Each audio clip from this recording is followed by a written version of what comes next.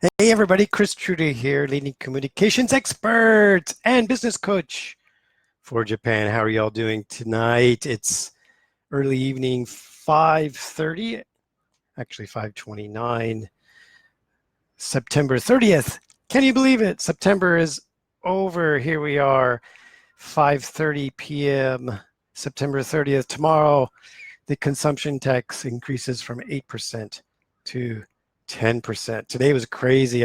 Went out, people, long lines at the banks, people shopping, just trying to save a couple yen before uh, consumption tax goes up tomorrow. But anyway, I wanted to talk about empathetic listening, episode 39. So if you tune in, great. If not, I hope you watch this later because it is being recorded. This will also be on my YouTube channel. So before I was talking about several negotiation techniques from two books, one called Never Split the Difference, Negotiating as If Your Life Depended on It by Chris Voss, and then another famous book called Start with No by Jim Camp. Both these guys are also coaches and help people to negotiate.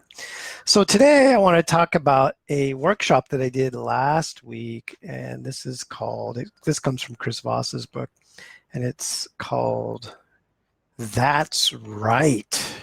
That's Right. And what does that have to do with empathetic listening? Well, let me start with what it's not, and that will, I think, help you understand the point I'm trying to make, or that Chris Voss makes in his book. And that is, often in life, people will know what is right. For example, the example he gives is, a patient with cardiovascular disease just gets out of open heart surgery, and the doctor says to the patient, okay, now you have to stop smoking, you need to start exercising, you need to eat healthy. And of course, the patient says, yes, yes, of course, doctor, yes. But what's interesting is studies show that I think like 90% of patients after open heart surgery do not change their lifestyle. And maybe you can relate to this. I need to exercise more. Maybe your spouse is telling you, you need to stop smoking, drink less, exercise. And you says, yes, yes, yes, I know, you're right. But the problem with saying you are right is that it doesn't cause behavioral change. What causes behavioral change is, first, what we call empathetic listening. So if you're giving advice to someone, or in a negotiation, you're offering something, or you're trying to sell something, a service or a product, you want your counterpart, the person you are negotiating with, you don't want them to say, yeah, you're right, because they won't change. You want them to say, yes, that's right, meaning you understand what they're feeling or what they're thinking, but more important, what they're feeling. You understand their plight. You understand their situation. You understand what they're going through. And through all the techniques we've talked about negotiating, with mirroring, labeling, accusation audit, all these from Chris Voss's book, and then starting with no, through these techniques and empathetic listening, you can get your counterpart, the person you're negotiating with, to say, yes, that's right.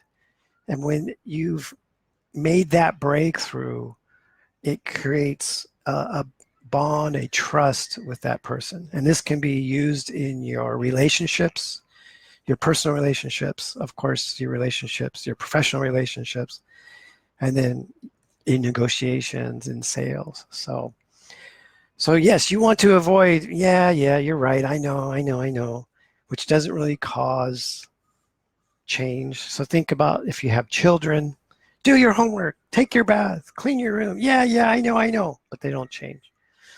But if you change the perspective, yeah, when I was a kid, yeah, I hated cleaning my room. I didn't like vegetables.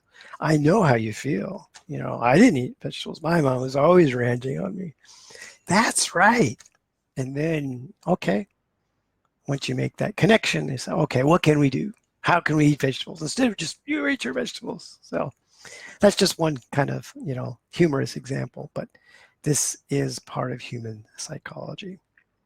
So anyway, empathetic listening, and plus just doesn't always have to be negotiations, just listening to people, understanding their situations, building that trust with people so they really feel like you are listening will not only create a stronger relationship and bond, but it uh, it will help you to be more influential in a positive way towards people. So that's it for today, and I hope you tune in again tomorrow for episode 40, and we're going to talk about bending the reality. Sounds interesting. So anyway, take care. Have fun. Bye-bye.